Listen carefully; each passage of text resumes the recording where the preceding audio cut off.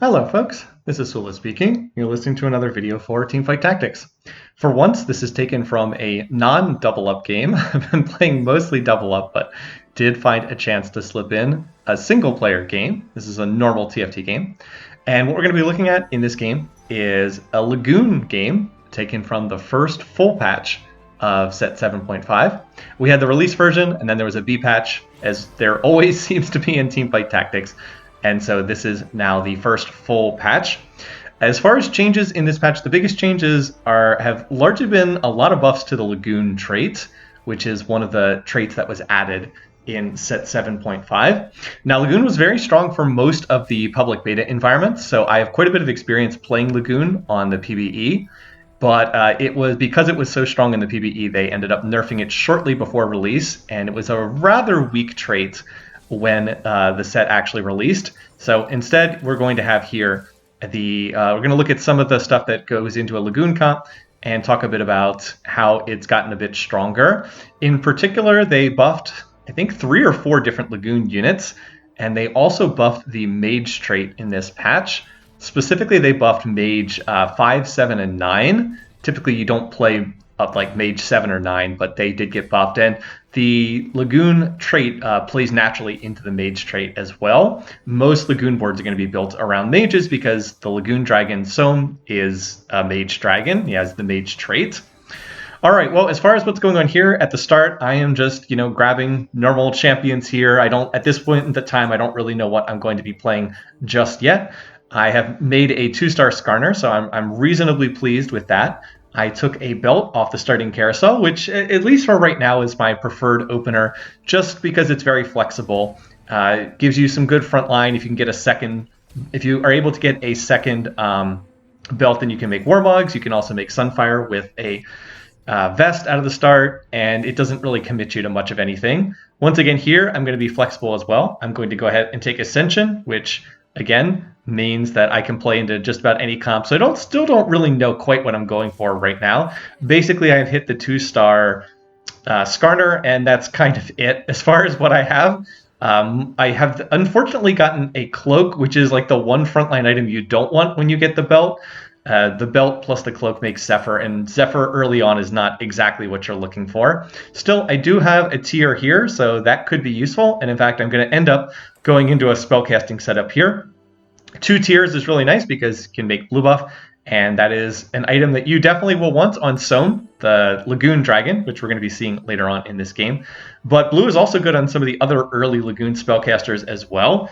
Talia is one of the early spellcasters. Her traits are Lagoon plus Mage, and her mana costs are 60. So that's like right at the breaking point between where blue buff and Spear of Shojin are like roughly equal. I think Spear of Shojin is better over a long fight, and blue buff is better over a short fight for units that have 60 mana. And then like once you get up to 70 or 80, the Spear of Shojin is just clearly much better. But in any case, you can definitely put a blue buff on like Talia or the other early game spellcaster for a Lagoon comp, Kaisa, and they both make quite good use of a blue buff. So they're both good item holders in a Lagoon board if you're going to be building into Sohm later on.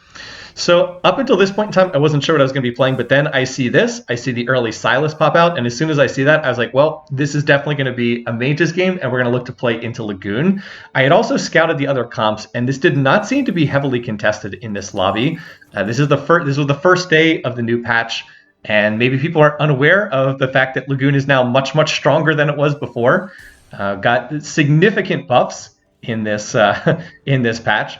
So yeah, Lagoon has gone from being not really playable. I mean, I guess it's was playable if you high rolled it, but now it is definitely going to be one of the mainline meta team compositions. And so in this game, as soon as I see the Silas, I know that I'm going to be looking to build towards a Lagoon board and looking to build towards Sohm, because I'm going to be playing into mages long term. And Silas is, as I said, the unit that kind of makes that come together. This is similar to when people would play Ryze in the first half of the set. Ryze, no longer in TFT's set 7.5, was one of the units that was removed. if you wanted to play a mage board in the first half of the set, the key units that you would typically look for would be the Rise and the Silas. And honestly, between the two of them, the Rise was honestly the Silas was the more important unit because Silas is what provides frontline. So I am looking to move into this setup here. And I've got most of the core units in place. I just need to get one more mage, which I can put in at level 5 so that I will have my mages double casting. Silas is really important though because he is both mage and bruiser, so he will provide frontline for the team composition. He generally in a Lagoon board is paired together with Malphite, who is one of the new units in the second half of the set. Malphite is bruiser plus Lagoon. Silas is Whispers plus mage plus bruiser, so you get the 2 bruisers for your frontline. And Silas is the one who holds most of the tank items.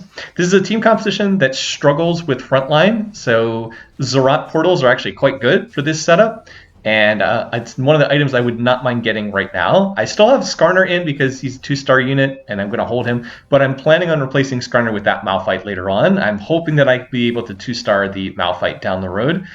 It is also nice that I have Ascension here, so over time, my team's going to ramp up on damage, and that's going to be enough for me to win this round, which is quite nice because that stops that other person from getting off on a win streak.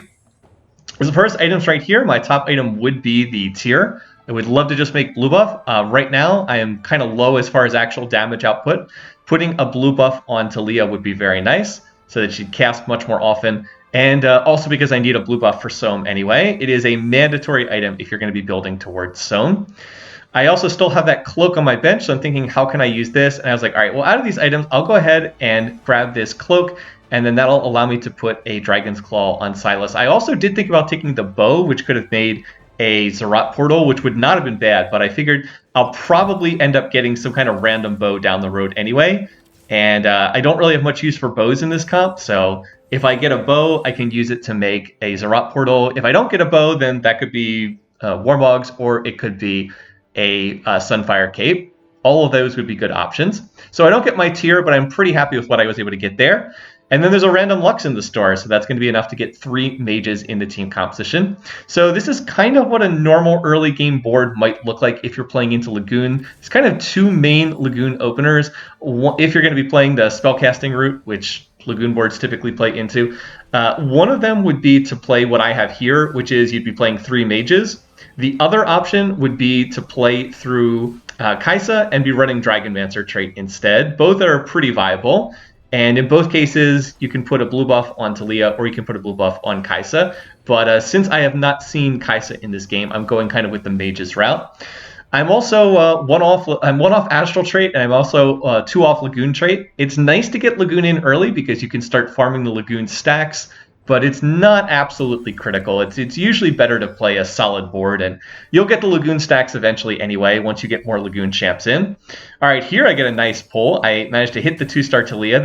I will have to sell and replace Talia eventually unless I get an item remover. But the item remover is guaranteed to show up eventually down the road. I believe the item remover pops up when you have 220 stacks of Lagoon, so that's going to be a long time, but it is a potential to get that down the road.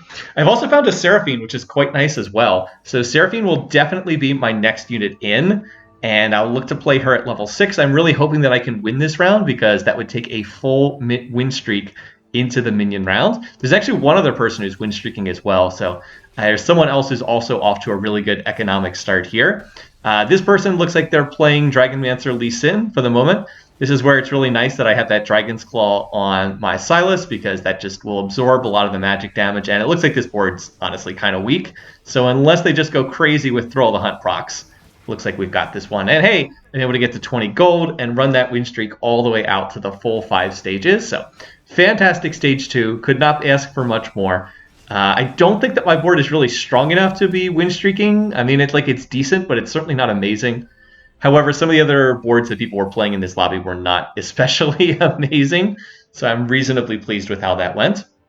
All right, now there's one other unit I do want to mention here, and that is the Zyra. It turns out that Zyra is an extremely important unit when you are playing a Lagoon board. She is the unit that kind of helps the whole board come together with her traits. So her traits are Whisper plus Evoker. You might be like, why would you want to run Whisper plus Evoker on a Lagoon board? Well, Zyra actually turns out to be a great missing piece in the comp because you want to play Sylas for frontline. Sylas has that Bruiser plus Mage trait, and then he's got the Whisper trait as well. So by putting Zyra in, you are able to pick up the Whisper trait with Sylas, and she also gives you a rank of the Evoker trait, which, by the way, is one of the tags that Seraphine has. So she actually makes both Whisper and Evoker, which normally you would not be able to get into the comp. Anyway, I decided I'm going to reforge this. I was hoping that maybe I'd be able to get a tier, but I do not. Instead, I get a bow. So I was like, all right, well, you know what? We'll just make that Zerat portal. And I'm going to level here. I'm going to drop the Skarner. It is a 2-star Skarner, so losing that's a little bit sad.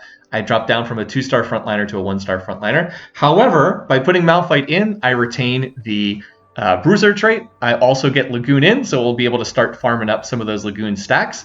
And I also put Seraphine in. It's definitely worthwhile to level here because I'm on full win streak. I'm actually level 6 against a level 4. No, excuse me. I was going to say a level 4 board. It's actually a level 5 board. I don't think it's even possible. Is it possible to be level 4 on this round? I believe that this is the last round you can still be level 4, if I'm remembering correctly. Anyway, the Zerat minion going to be very handy to give me some additional front line. Malphite's a great one to hold it because he's basically just in there as a trait bot. And as long as he's 2-starred, which I should be able to hit down the road. I'm not going to use my champion duplicator on that. He'll be able to get basically full value out of that as long as he's just 2-starred. So he gives me the slightly stronger minion.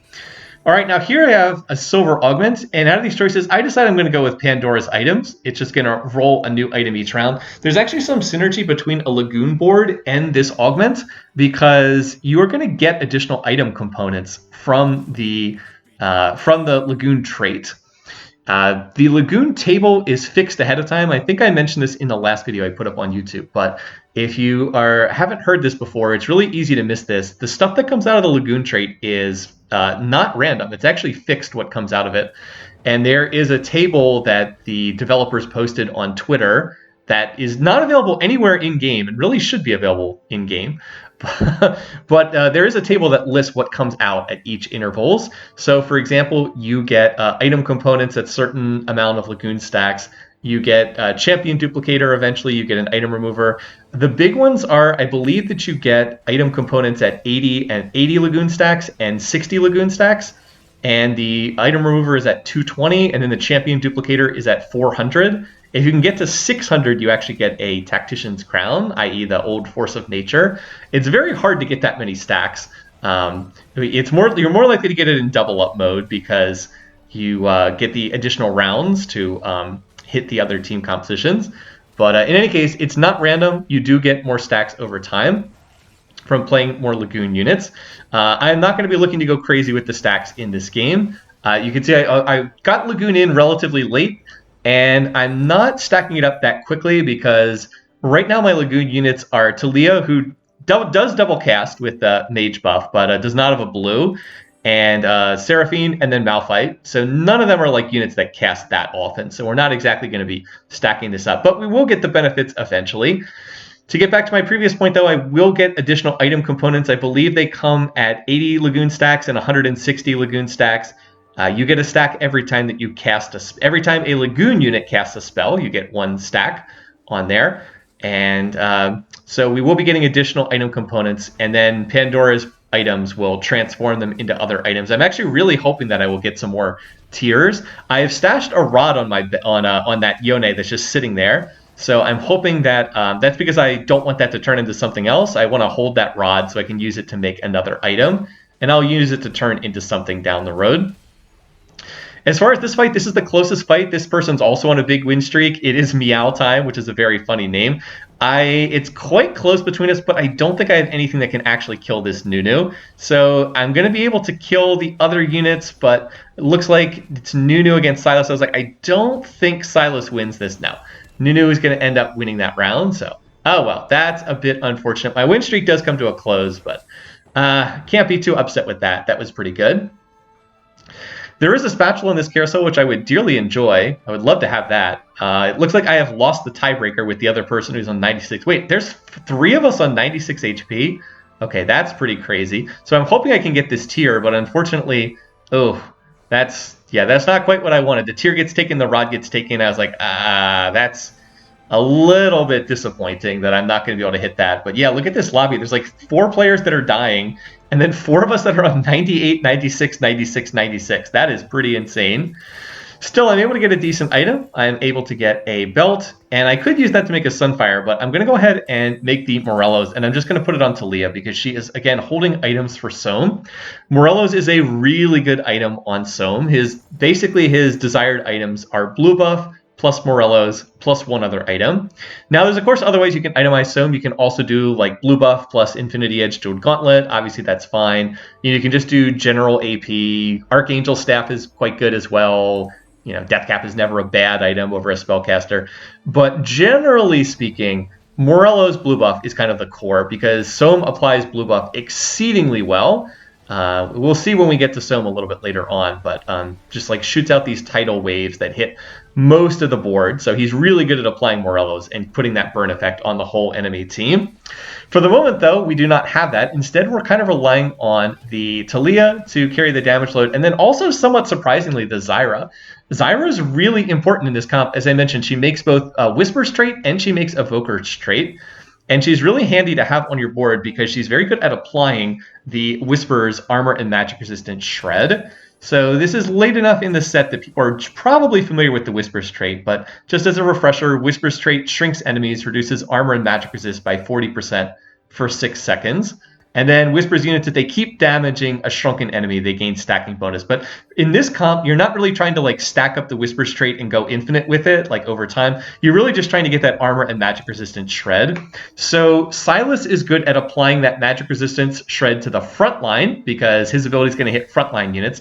And then Zyra is very good at applying it to the back lines because she often will has like that grasping root that hits in a horizontal row. She's quite good at applying that to like enemy back lines where there's like a whole bunch of enemy champs sitting there together on the back rows. So she's very good at doing that. And then she will be shredding the magic resistance for Sohm to be killing units. Like this other board definitely looks a lot stronger than me, but it's actually relatively close between us here. This is the other person who's on a big win streaking board, and they have Trade Sector and they've been hitting a lot of their astral units. So I don't win that, but it was reasonably close. Closer than I was expecting. And then now I'm going to go ahead and hit the 2-star Zyra, so I'm pretty happy with that. The other thing is, this is a comp that gets much stronger if you are able to make a mage hat. And the unit that you want to turn into a mage is Zyra. Zyra makes for a fantastic mage. She's really good at double casting. She does a ton of damage, and she applies that Whisper's Shred to more units. So if you can turn her into a mage, it makes this comp much stronger. It's actually much better to play this comp with 6 Lagoon and 5 mages than it is to play it with 9 Lagoon and 3 mages. At least that's my read on this. People can feel free to disagree, but my read on this is that it's much better to play the comp with 5 mages, 6 Lagoon, as opposed to 9 Lagoon. So, while we've got a minute here, let's just cover what the trait itself does. I probably should have said this earlier in the video, but basically what Lagoon does is it provides ability power and attack speed. So the more ranks in the trait you have, the more ability power you get, and the more attack speed that you get. Right now, the numbers are Lagoon 3 is 8 ability power and 8% attack speed to Lagoon champs.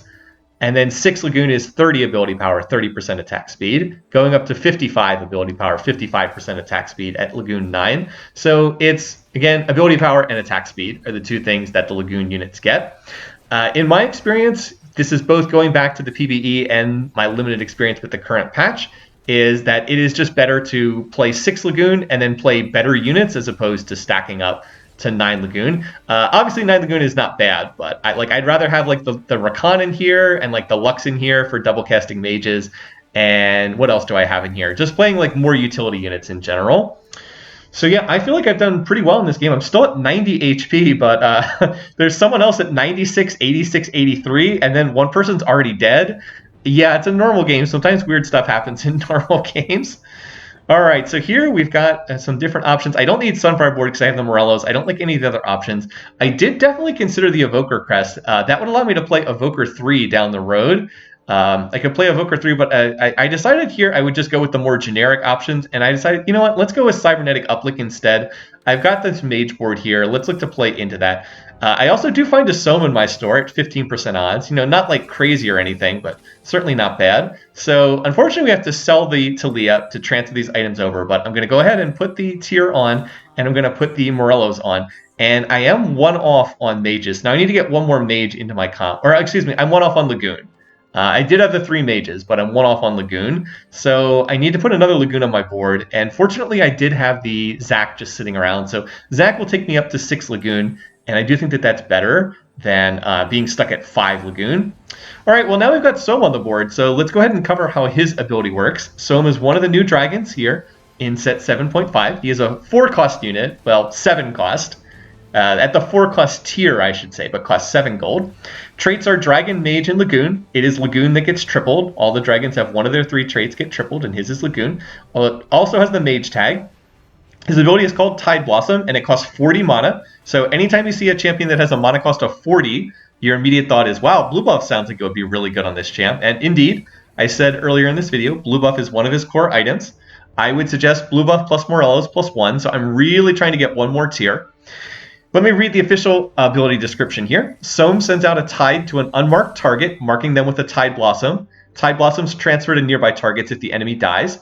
After 3 casts, his next cast instead summons a vortex under each Tide Blossom, deals magic damage to enemies in the area. So you get the idea from that ability description. He sends out, these kind of waves that mark targets. After the 3rd wave, his next cast detonates those, and it deals additional damage. The damage goes up by a pretty good margin on the 3rd cast. Right now, the damage basically doubles. Magic damage, 165, 225 for the initial Tide Blossom, 300, 420 for the explosion. So it's basically like double damage on the explosion. Sohm was pretty underpowered in the release version of the of set 7.5. This patch buffed him pretty substantially. They buffed his damage by about 15%. And that might not sound like a lot, but it really is. That's pretty significant. Again, I'm really looking to get a tier here so I can get that blue buff. It's like with the blue buff, he casts and then he instantly goes back to 20 mana and then he casts again. Right now, instead, he has to stop and auto attack a bunch of times, but still does an excellent job. And of course, since he has mage trait, he does double cast. Again, that's really important because that means after each double cast, he'll double cast, and then on the second double cast, he will shoot out he'll do the explosion instead of the, whatever it's called, like the wave effect. So we do have another carousel here, and out of these options, my top priority is the tier. Now, I do have Pandora's items, so my items will transform into other stuff. Sadly, that gets taken. I do get 3rd pick, though, because there is someone out of the lobby. So I was like, all right, well, I'll just go ahead and take this Zoe then. Remember, I'm still playing a Lux on my board just to get 3 mages in. Zoe's going to be a lot better than Lux. So I'll just take the Zoe, and I'm very happy with that. I also even have a way to get this belt off of Zoe. So I have a Reforger. I got a Reforger through the trait. So I'm going to use the Reforger to pop this item off Zoe. Now I get a sword, which I don't really want, but this still does get the item off Zoe, which is not bad. And now, remember I had that champion duplicator in my store? I was like, all right, well, you know what? I'm just going to use this champion duplicator right now. No need to roll on level 8. I'm just going to fast 9 with this. So I think that this is a really good way to fast 9 without having to roll on level 8. It just instantly get me the 2-star Sohm.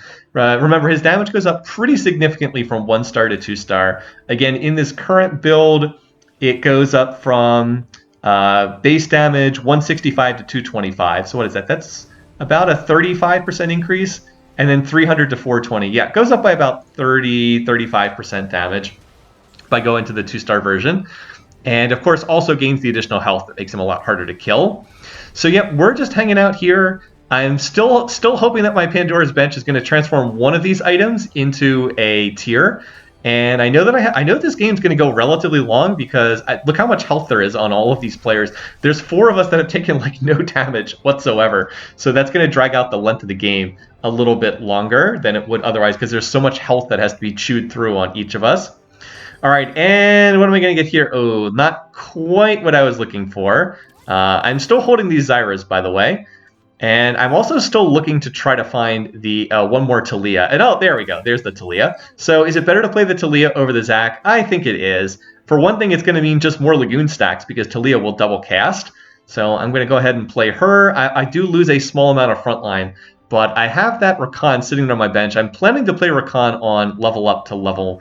I'm going to go 9, and I'm going to look to find 2-star Zoe and look to see if I can play the Rakan for a Mystic trait. And if I can find Bard, then I can eventually look to replace the Bard, replace Rakan with Bard. But I want Rakan, so I have a unit to put in there.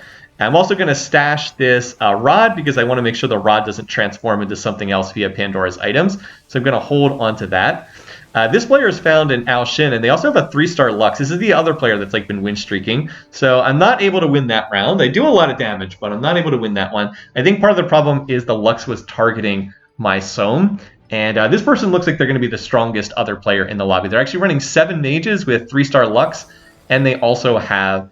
they're actually close to a 3-star Lilia as well. Plus, they have a mage cap that they put on Ao Shin, which is definitely going to be a problem. So I'm rolling here. I was like, why are all these cloaks here? I just want a tier. Can I get a tier, please? A tier? And then I was like, oh, wait. There's a spatula here. Oh, okay. All right, so I can use this to make a mage hat, and that's what I'm really looking for. So there we go. Now I can able to do the that transformation that I mentioned before, and that is to turn Zyra into a mage. So now I have 6 Lagoon 5 mage, and then I still got like this 1 free extra unit to play. Now there's just one problem with this. I do not have any mana generation on Sohm, and that is a problem. I'm able to make the Jeweled Gauntlet, and I might be able to make, I might even be able to make Infinity Edge as well, but I would rather have a blue buff. I just want him to get blue so he'll cast more often. So I'm kind of relying on the fact that I have Pandora's items. I'm just going to rely on the fact that one of these items is going to turn into a tier, and then hopefully one of them will turn into another tier. I'm also about to get another item from Lagoon. Remember, I will get another item from Lagoon trait, another item component, when I'm at when I get 160 stacks. So I do have more stacks incoming, but I'm really just crossing my fingers and hoping that I can rely on my Pandora's items to get me some tiers. I really need tiers quite badly here because like I'm up against this Cannoneer board that's running Graves, and my DPS is not quite high enough just yet. I mean, it's close. Look at how close this fight is. But if I have a blue buff there, I'm pretty sure I win that fight. Also, Zyra. Zyra did the most damage in that fight. Yeah. Zyra, a pretty good unit. When you can turn her into a mage and she starts getting those Whisper procs stacked up, she starts to become a very effective unit in her own right. Keep in mind as well, I do have cybernetic uplink, so putting items on units also does give them the faster mana regeneration and gives them the additional health. So I will be trying to just put one item on like all of the units. And oh, there we go. There's 1 tier. Okay, so we got 1 tier. Now can I get 1 more? Need 1 more tier. Also, I should be picking up this Silas here. I might as well just hold Silas's. Since I'm playing Silas and Seraphine, I might as well just hold them and see if I can 3-star one of them. You know, might as well, right? It's not like I'm lacking for gold right now. Alrighty, so we're hanging in here. And right now, I'm pretty happy with what the board looks like. Oftentimes, people will try to play Neela as like the secondary carry in a Lagoon board. She's a good unit to itemize as well. I don't need to run Neela in this team competition, though, because I kind of have the Zyra. So Zyra basically is taking over as like secondary carry right now. And I should probably be looking to itemize her as well, beyond just the mage cap. If I remember correctly, I don't think I did a great job of itemizing her on this board. And I think that's one of the things I would look to improve on if I were to play this again. Oh, look at that. The Nunu. We feast the Sohm right there. Yeah, look at the damage from the Zyra double cast. It actually pulls so much crowd control there. It's not quite enough to win this, but I mean, it's close. And once again, Zyra does just almost as much damage as Sohm. So yeah, if I was going to do this again, I think I would look to try to itemize the Zyra a little bit better. And hey, there we go. We got another tier, and that's what we're looking for. Wanted to get that blue buff on Sohm. So now that we've got that, we're in pretty good shape. And I had like this leftover glove. I was like, all right, I'm just going to stick this on Zoe so that she gets the faster mana regen from cybernetic uplink. I can't remember if I get more. I believe I do get another component at like... I think it's around like 250 Lagoon stacks. You get another item component. So I can turn that into something else on Zoe down the road as well. We are getting later in the game, so I'm trying to position for some of these team compositions. I actually get a tremendous Shroud of Stillness here on this other person. And now that Soma's the blue, look how much faster Sohm casts. It is just night and day how much faster he casts. So he is going to be getting the Lagoon stacks up much faster, and he's going to be dealing infinitely more damage because he just casts and casts and casts. Yeah, now it's not him and Zyra splitting damage. Now it's Sohm carrying the damage load. So let this be a lesson on the importance of a blue buff. He really needs that blue buff just so that he can spam cast with the mage trait. And I was finally able to get that on stage 5-3. I've been getting a lot of value from Pandora's items in this game. As I said, there is some natural synergy between Pandora's items and the items that you get from Lagoon trait. All right, so it's another item carousel here. And out of all the items here, I would very much like that Zephyr, just because we're getting into late game scenarios. Unfortunately, I am last pick here. It is near me, but I believe every other person on the board is going to get a chance to take this if they want. So that's going to get, I'm still holding there. I was like, oh, can I get this? But no. And then out of these options, I was like, all right, I guess I'll take the Redemption because it's on a 5 gold Yasuo. I think if I were to do this in retrospect, I would take the Gunblade and put it on Zyra, just because that would give her a little bit more AP. But Redemption's not bad, and you can see I'm going to put it on Seraphine. That might seem like kind of a weird person to put it on, but it's actually oftentimes not bad to put the Redemption on a backline unit so that they'll be able to heal up the units around them. And then, oh, we get a Bard here. It's like, okay, well, I'll definitely pick that up. I decided that I would play 2-star Rakan over 1-star Bard. I don't know if that was the best move or not.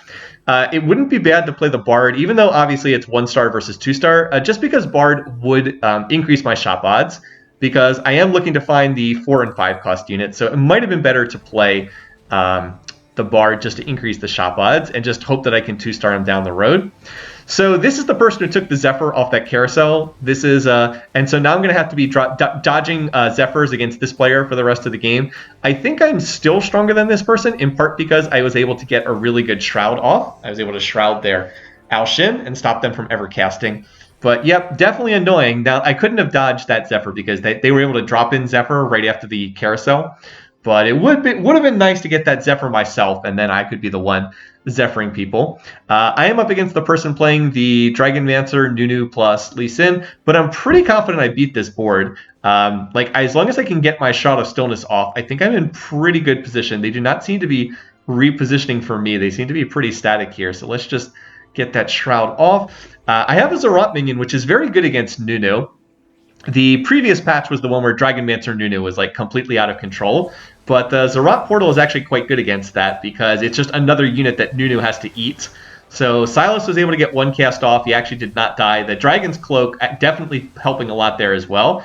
And so it looks like we've been able to kill basically everything else. Remember the Whisper Shred coming in, hitting that front line, and actually end up winning this pretty easily and knock that person out of the game. So that's good. I don't want them getting 3-star Nunu. Let's just cut them down over time there. Alrighty, so now here we've got 3 items that are going to pop off from the Treasure Dragon. And I remember I do still have the Pandora's items, so I really want to hold the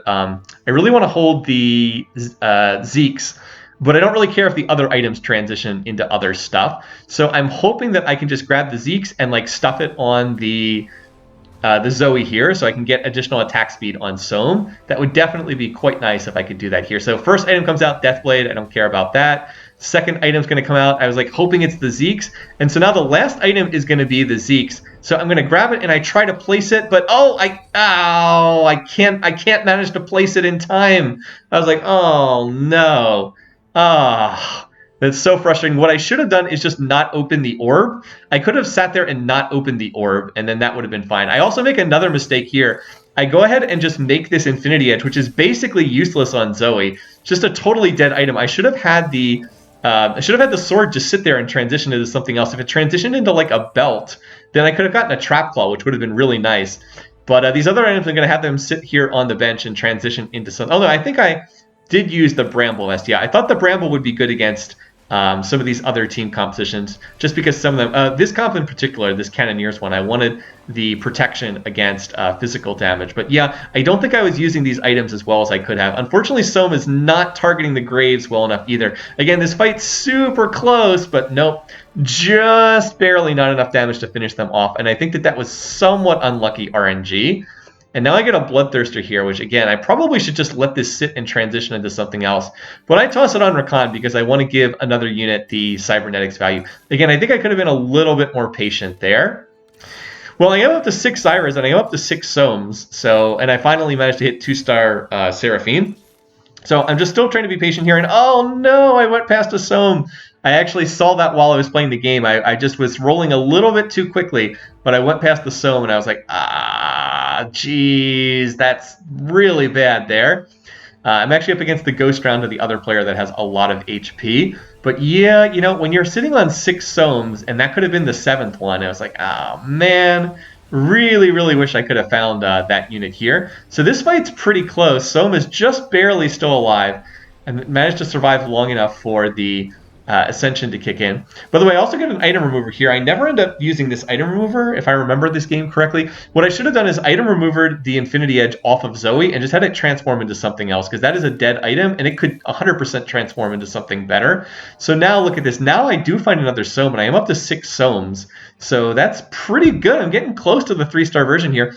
And the other thing to keep in mind is Lagoon does get a champion duplicator. 400 stacks gives you a champion duplicator. So if I can make it to 400 stacks, which is, it's a good distance away, but it's not, impossible that I could get there. Now, but we are down to just 2 of us in the lobby, so I am going to now have to try to dodge this Zephyr. Remember, this is the player who took the Zephyr earlier. And they are playing through a 7-mage board with 7-mage Asol and the 3-star Lux and the 3-star Lilia. So I was like, this board looks pretty strong. Sohm is still alive over there. Can he get off one more cast? But no, not going to be able to get that cast off. And yeah, that's a lot of 3-star units over there. They've been getting a tremendous amount of astral income throughout the game. So it looks like I lose to this person unless, hold on. I'm able to take a Sohm off the carousel. That gets me to 8. I get to 8 Sohms. Can we find one more? I'm just hoping to find one more. Gonna keep rolling here. It's like, all right, we're gonna give up on the 3-star Zyra Dream. Gonna keep rolling here. All right, gonna sell the Bard, and oh, there it is. There it is. So now we're gonna hit the 3-star Sohm, and there we go. That's what I needed. So I did have to sell a Zoe to do that, but 100% worth it. Remember, I'm down to 18 HP. I could get knocked out of the lobby if I were to lose this round, so I can't mess around with that. And of course, I have to remember I have to keep dodging this Zephyr. So now it's all about, can I dodge this Zephyr? And fortunately, it looks like I managed to. Oh no, double Zephyr! It looks like they were able to hit me with another Zephyr. I think they actually got another Zephyr off the carousel there. So I was like, oh boy, Sohm. I've got the 3-star Sohm, but he did get Zephyr'd at the start of the fight. Oh, Zyra got off a really good ult against the backline over there. Come on, Sohm. I need you to hang in there. And it looks like we have this round. So, woo! Even though I did get Zephyr'd with another drop-in Zephyr, that one was pretty close. All right, I managed to get a Protector's Vow, so I'll go ahead and use that. And then I have a Sunfire Cape. I was like, I don't know that I can really use this Sunfire Cape. Probably should have just held and let that turn into something else, but we were getting down to the last couple rounds here. So I go ahead and make the, just put that on Malphite, because who else is going to use it? Again, should have taken the Infinity Edge off of Zoe and had it transform into something else, but well, water under the bridge. I do wish I'd been able to get some more AP items. If I'd been able to get like 2 AP items on Zoe, or not on Zoe, on Zyra, I think that could have been much, much stronger. Because, like, look, that whole backline is grouped up there. I definitely have the option to, like, keep hitting their backline with Zoe damage. All right, here I am highlighting Sohm's damage at 3-star. So note that the damage base damage goes from 225 to 600, and the explosion damage goes from 420 to 1500. So yeah, 3-star Sohm just gonna do insane damage. Like, it's a 3-star 7-cost dragon. So yeah, this unit's gonna go nuts. And I actually get a Shroud here. I was like, oh, yay, I'm going to get a Shroud. This is exactly what I want. Remember, I already have 1 Shroud for Silas. If I can place a 2nd Shroud, I'll just put it on Talia, and I'll just be able to Shroud both sides of the board. Also, by the way, for a normal game, this person's taking it pretty seriously. They just sold a unit so they can drop in Zephyr me again. Yeah, they sold a unit so they can do another drop-in Zephyr. So yeah, people taking this normal game fairly seriously here. So I was like, all right, well, you know what? I'm gonna hold Al Shin so you can't hit Al Shin 3-star. So 2 can play that game. I'll just hold the unit you're trying to play. And since it looks like we're probably on the last round of the game, I'm gonna place. Oh, the other mistake I made. The Pandora's items turned my shroud into a Giant Slayer. I was like, no. Oh, again, what I should have done is I should not have opened the orb. I should have waited to open the orb until the next round started. That would have preserved it as a Shroud of Stillness. So I was like, oh, man. So I have to reposition here. I'm going to reposition so Sohm is not in position to get drop-in Zephyr'd. And yeah, they're actually not going to be able to get the drop-in Zephyr. So both of us are like typing GG, 3-star Sohm good. And I was like, yeah, I guess this is over. I mean, come on. Obviously, I'm going to win this round, right? I even got a really good Shroud off on their team with my 1 Shroud. But oh, Sohm's down. Oh no! Sohm's actually dead. Zyra, save me! And oh, Zyra's gonna get the cast off on Lux. Then she dies, and somehow Silas is the only unit alive on the entire board. So, woo! Okay. Still alive. Still alive. I don't quite know how that worked, that Silas was the only unit still surviving. Somehow he survived when everything else died. What really happened there is Lux was just targeting the Sohm with her ultimate and managed to burst him down. But the Zyra saved me there. Zyra was able to finish off his backlines because this is stage 7. If I had not won that round, I would have been out of the lobby for sure. So all right, now I'm going to try to reposition here. I'm still trying to dodge double Zephyrs here each one of these rounds. So did I manage to dodge the Zephyr this time? And yes, it looks like I did. Once again, trying to drop in Zephyr me on the final round of the game, but I managed to dodge it. And with Sohm not getting drop in Zephyred and not getting focused by Lux, this is going to be a much easier fight. I'm actually going to win this one pretty easily. So I'm going to type dodging Zephyrs for 4 rounds. Not fun. GG. So wow, pretty intense game there. But I'm narrowly able to win this with the 3-star Sohm. So yeah. There you go, 3-star Sohm for the win. As I said, Lagoon definitely got much stronger in this game, or excuse me, in this patch. You're not going to make 3-star Sohm in every game. You're not going to be able to put a mage cap on Zyra in every game, but this is a good example of what a late game Lagoon board can look like. Anyway, thanks for watching. Hope you enjoyed this video. Until next time, take care, folks.